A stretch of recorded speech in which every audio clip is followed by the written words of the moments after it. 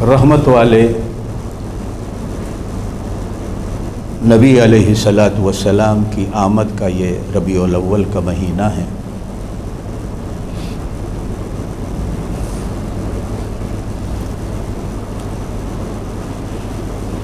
گنہگار سے گنہگار مسلمان بھی نبی پاک صلی اللہ علیہ وسلم کی آمد پر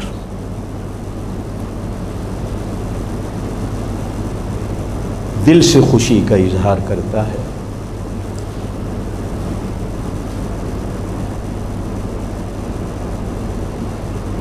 پیمانہ میری خوشی کے ناپنے کا یا آپ کی خوشی کے ناپنے کا کسی بندے کے پاس نہیں۔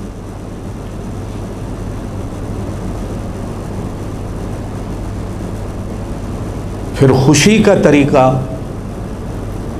شریعت میں کیا ہے، ہمارے دین میں کیا ہے؟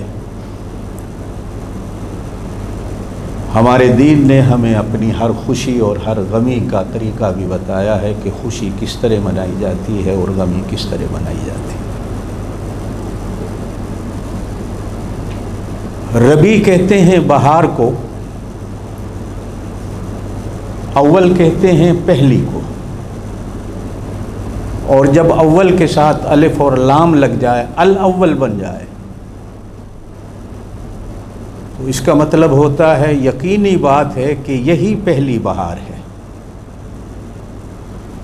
اور نبی پاک صلی اللہ علیہ وسلم نے خود بھی فرمایا میں پہلا بھی ہوں اور آخری بھی ہوں، کہ آدم ابھی گارے میں تھے کہ اللہ نے میرے سر پر نبوت کا تاج رکھ دیا تھا،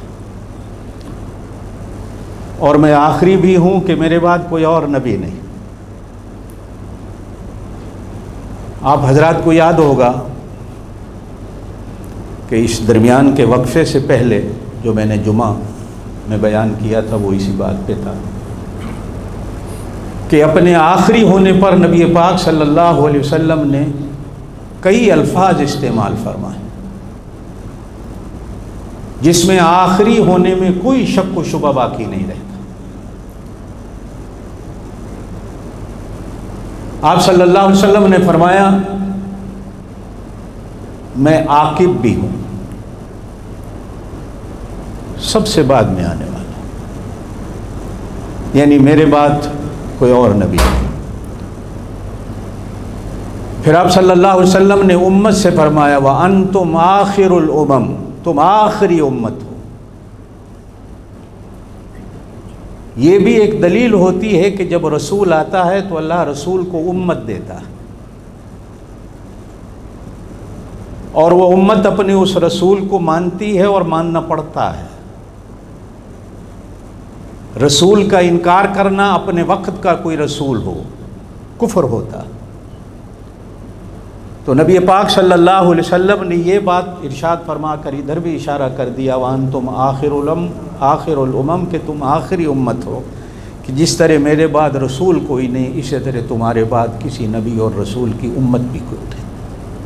کئی الفاظ اس طرح کے استعمال فرما۔ تو آپ صلی اللہ علیہ وسلم نے ارشاد فرمایا میں پہلا بھی ہوں اور آخری بھی ہوں، میرے بعد کسی قسم کا کوئی نبی نہیں، کسی بھی قسم کا۔ یہ ربیع بہار کو کہا جاتا ہے، الاول یقینی بات ہے کہ آپ صلی اللہ علیہ وسلم کی آمد بھی اس زمین پر پہلی بہار۔ میں نے قرآن پاک کی جن آیات کا آج آپ حضرات کے سامنے کچھ کہنے کا سہارا لیا ہے، ان آیات میں بھی اللہ پاک نے نبی پاک صلی اللہ علیہ وسلم کی اسی شان کو بیان کیا۔ سورہ حجرات ہے 26ویں سپارے میں۔